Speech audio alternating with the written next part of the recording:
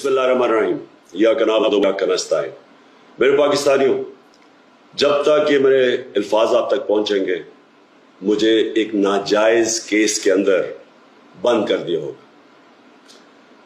इससे एक चीज आप सबको वाजे हो जानी चाहिए कि पाकिस्तान में जो फंडामेंटल राइट्स हैं, जो हमारे आइन हमें हुकूक देता है, जो जमहूरियत है, वो दफन हो चुकी है। और हो सकता है कि इसके बाद मुझे मौका ना मिले आपसे मुखातिब होने का, इसलिए मैं 2-3 बातें आपसे करना चाहता हूं आज।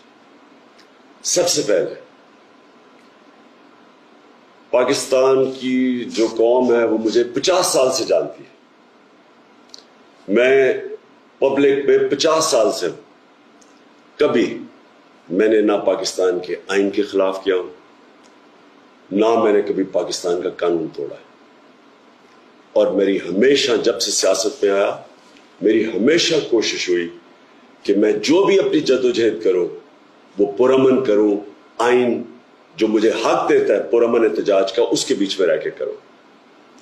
आज ये जो किया जा रहा है, ये इसलिए नहीं किया जा रहा कि मैंने कोई कानून तोड़ा है, ये सिर्फ इसलिए किया जा रहा है कि ये चाहते हैं कि मैं जो हकीकी आज़ादी की तहरीक है इससे पीछे हटूं।